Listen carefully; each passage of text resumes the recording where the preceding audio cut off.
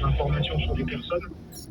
Dès lors que c'est pas mis en place, les automates sont assez faciles en fait, à développer pour derrière arriver à exporter l'ensemble des données qui sont disponibles dans les bases sur lesquelles s'appuient les services qui ont été attaqués.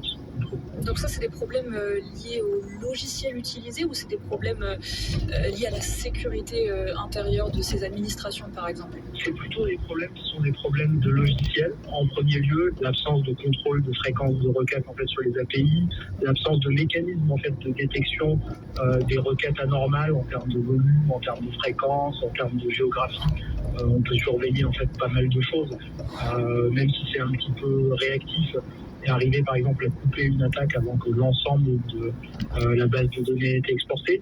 Et il y a aussi en fait des problèmes qui sont liés à la culture en fait et à la maturité de certaines populations d'utilisateurs.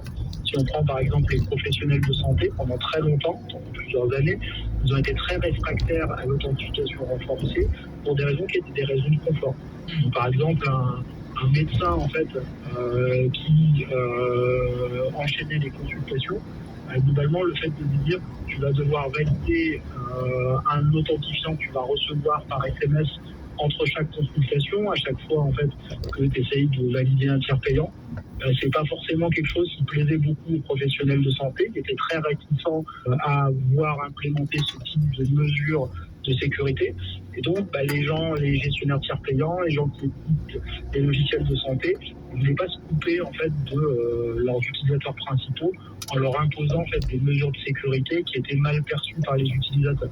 Et ça, la double authentification, c'est ce qu'il y a de plus sécuritaire.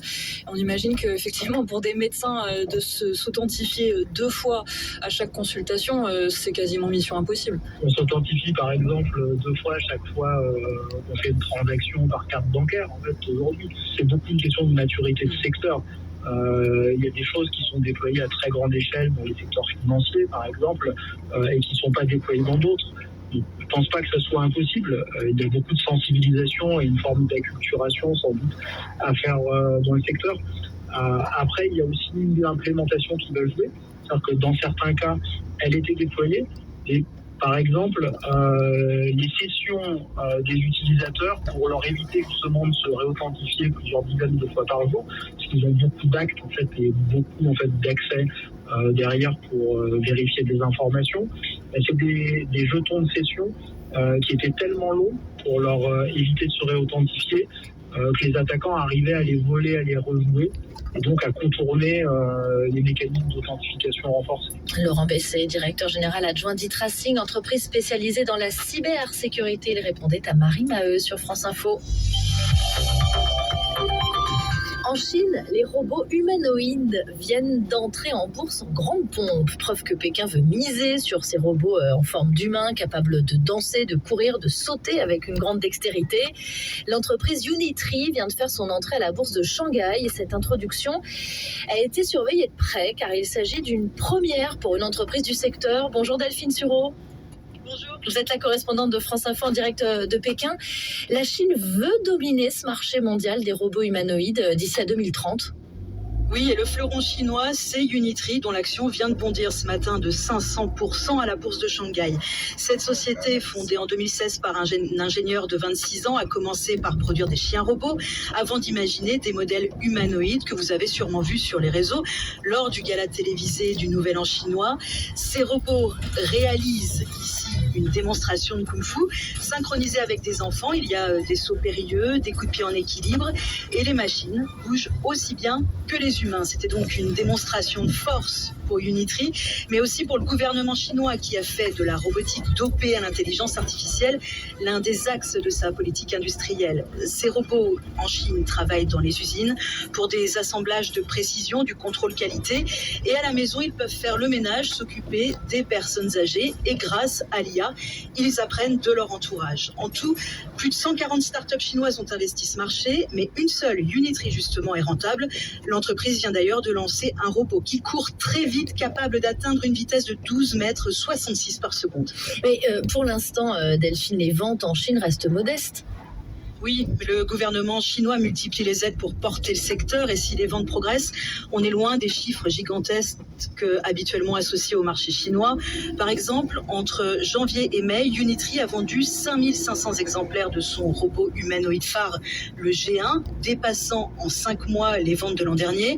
À l'échelle du pays, 30 000 robots ont été produits au premier semestre, mais Pékin en veut 500 000 par an pour accélérer l'automatisation de l'économie chinoise. Et justement, la question qui fait débat, c'est de savoir si les usines ont besoin de robots à forme humaine. Pas forcément. Sur une chaîne de production, un bras articulé est suffisant pour faire des tâches de précision. En revanche, pour l'usage domestique, la forme humaine a du sens alors que le pays manque de main-d'œuvre dans le secteur des soins à la personne. En tout cas, l'intérêt des Chinois pour ce type de robot est réel, mais le prix reste un frein. Comptez environ 85 000 yuan, soit 11 000 euros pour un robot. Ah oui, tout de même. Merci beaucoup, Delphine Sureau, correspondante de France Info en direct de Pékin. Il est 6h21 sur France Info.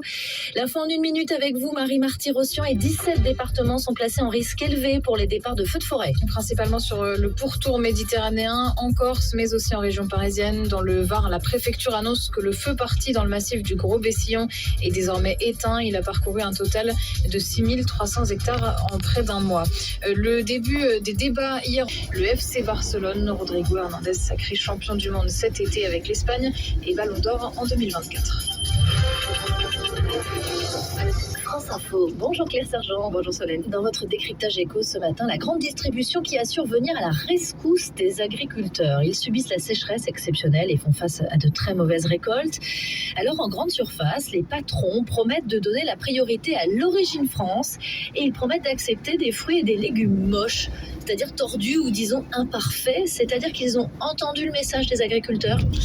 En tout cas, la Fédération du commerce de la distribution qui réunit Leclerc, Auchan, les Mousquetaires, Intermarché, enfin vraiment toutes les grandes enseignes, a annoncé hier des gestes pour les aider, ces agriculteurs, accélérer les paiements, acheter plus cher leur production, leur donner la priorité. En fait, la grande distribution a une inquiétude, que les marchandises viennent à manquer. C'est pour ça qu'elle va mettre en rayon des produits un peu plus petits, un peu moins jolis. Et surtout, les agriculteurs ont besoin d'être rémunérés. Leurs coûts de production ont explosé cette année, ils ont subi une crise après l'autre et avec la sécheresse, leur production est plus petite. Ce n'est pas de la charité, me dit le spécialiste de la consommation Philippe Gautzmann. Les distributeurs ont besoin d'avoir des producteurs en France. Sauf que ça ne veut pas dire pour autant qu'on ne verra que des fruits et des légumes français sur les étals. Mais non, c'est impossible parce que d'ailleurs la Fédération du commerce et de la distribution, elle le dit bien, elle veut, je cite, faire de l'origine France une priorité absolue lorsqu'elle est disponible. Parce qu'aujourd'hui, on importe déjà la moitié de nos légumes, encore plus pour nos fruits. La production ne suffit pas et à cause de la sécheresse, on va devoir importer encore plus. Et lorsqu'on importe, ce sont des produits moins chers. En magasin, vous ne pouvez pas avoir que des prix élevés, me dit-on du côté de la grande distribution. Beaucoup de consommateurs ne pourraient pas suivre. Alors justement, des efforts sont demandés aux consommateurs. Oui, déjà, il faut que le consommateur s'habitue à ne plus voir des fruits et légumes parfaits. Et puis, cette question, est-il prêt à acheter uniquement français? Certains ne le peuvent pas. Ils sont déjà obligés de choisir les prix les plus bas pour remplir leur panier. Il y en a d'autres que ça n'intéresse pas et d'autres qui, au contraire, cherchent des produits français. C'est là-dessus que la grande distribution mise. Mais à elle seule, elle ne pourra pas sauver toute une filière, ni le consommateur. Un spécialiste du secteur me le disait, ça ne fonctionnera pas tout seul. Il faut que les pouvoirs publics entrent dans le jeu. Si les produits français coûtent 50% plus cher, ça ne tiendra pas. Le décryptage éco signé Claire Sergent à retrouver sur franceinfo.fr. Ils ont fait l'actu tout l'été. France Info revient sur l'une des actualités marquantes de l'année. Et ce matin, Hélène Terzian est avec Charles Aloncle, le député UDR allié au Rassemblement national, à l'origine de la commission d'enquête sur l'audiovisuel public. Il était inconnu du grand public jusqu'à ce qu'il lance en novembre dernier une commission d'enquête sur l'audiovisuel public. Au bout de 6 mois de travaux, plus de 200 auditions, parfois très tendues, Charles Aloncle publie son rapport et donne une conférence de presse. Il y a un chemin important qui reste à accomplir pour garantir un vrai pluralisme, pour redresser les comptes de ces entreprises et aussi pour assainir les pratiques qui, depuis de trop longues années, sont peut-être d'une certaine façon laissées à des pratiques de favoritisme, de conflit d'intérêts ou à une forme d'externalisation et même de privatisation déjà en cours sur le service public de l'audiovisuel. Une commission critiquée au sein de la classe politique, tant sur le fond que sur la forme. Bonjour Charles Aloncle. Bonjour, merci de votre invitation. Vous voyez, on n'est pas trop rancunier.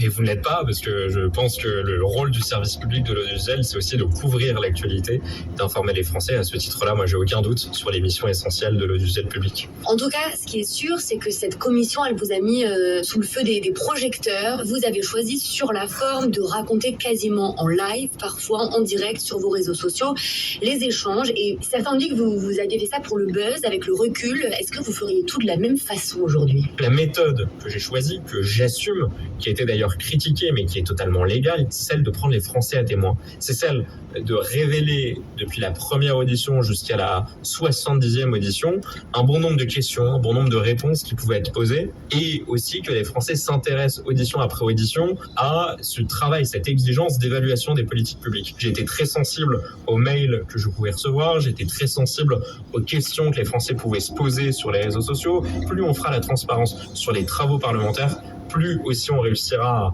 à instaurer un lien de démocratie directe qui est sain pour notre vie parlementaire. Alors, Charles Aloncle, votre rapport finalement publié préconise environ 70 recommandations. Parmi elles, il y a la suppression de chaînes. Est-ce que c'est une solution pour vous pour sauver l'audiovisuel public ? Moi, je me réjouis que suite à la remise de ce rapport, Delphine Ernotte, par exemple, a remis des recommandations auprès de la ministre de la Culture qui présente un certain nombre de scénarios et qui reprend certaines recommandations que j'ai pu formuler dans ce rapport. La suppression de France 4, la suppression de France TV Slash, la réduction aussi de la part de divertissement sur les chaînes de France Télévisions, qui sont selon moi des recommandations de bon sens. Je regrette d'ailleurs qu'on m'ait fait une espèce de procès caricatural pour expliquer que toutes mes questions n'étaient pas légitimes parce que je serais soi-disant favorable à une privatisation. Ce n'est pas le cas. Depuis le premier jour, je n'ai eu de cesse de le rappeler. Moi, ma boussole, c'est que dans un an, les réformes aient été mises en œuvre, que les comptes aient été restaurés, qu'il n'y ait plus de problème de sujet de pluralisme, qu'il y ait le moins de conflits d'intérêts possible avec les sociétés de production et que dans un an, la privatisation ne soit même plus objet de débat. Et est-ce que cette commission vous a aussi un peu fait changer d'avis sur certaines choses au sein de l'audiovisuel public ? J'ai rencontré beaucoup de salariés, de dirigeants, d'anciens dirigeants de l'audiovisuel public. J'ai pu voir à quel point ils étaient animés de cette mission. La grande majorité des salariés de l'audiovisuel public, notamment les plus précaires, notamment les techniciens, notamment les pigistes qui bénéficient de contrats souvent temporaires, tenaient un peu la maison, tenaient la baraque et permettaient aussi d'avoir des contenus de qualité. Ce qui est sûr, c'est que ça a permis de vous faire connaître. Est-ce que ça vous l'assumez ? Est-ce que vous l'admettez ? C'était évidemment pas l'objectif. Si j'avais saisi cette opportunité pour me faire connaître, pour prolonger une éventuelle notoriété et truster les plateaux sur toutes les radios que vous pouvez entendre, je pense que j'aurais été bien plus présent ces dernières semaines, ces derniers mois. En tout cas, cette notoriété, elle peut être vue comme un tremplin politique. On pense également peut-être à un rôle que vous pourriez avoir dans la campagne présidentielle du Rassemblement national. Je ne suis candidat à rien, je ne sais pas de quoi l'avenir sera fait, je ne sais pas quel sera mon rôle dans cette campagne présidentielle. Et sachez que, quelle que soit la mission qu'on pourra me confier, je n'aurai vraiment avec un engagement le plus total, mais je ne l'ai vraiment pas fait pour ça. Charles Aloncle, vous écoutez un peu Radio France quand même ? Bien sûr, et je n'ai eu de cesse de dire par exemple que j'étais peut-être l'auditeur le plus assidu par exemple de FIP. Il n'y a aucune autre forme de programmation musicale qui arrive à la cheville de cette radio-là, donc évidemment que je tiens à Radio France, même si j'étais présenté comme étant une sorte de contenteur, ou en tout cas de personne qui voulait soi-disant régler ses comptes, demander des comptes sur l'utilisation de l'argent public, mais évidemment pas régler ses comptes. Merci Charles Aloncle.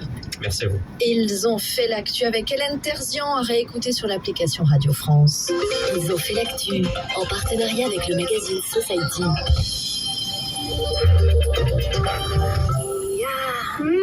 Trop bon les petits pois. Mais depuis quand t'aimes les petits pois, toi ? Depuis qu'il y a de la glace en dessert. Ah bah oui, évidemment. Évidemment. Bah t'es bien la fille de ton père, toi. Le menu enfant à 3 €, c'est déjà une bonne raison d'aller chez Ikea. Retrouvez toutes les saveurs de la Suède dans nos épiceries et restaurants Ikea. Pour votre santé, évitez de grignoter.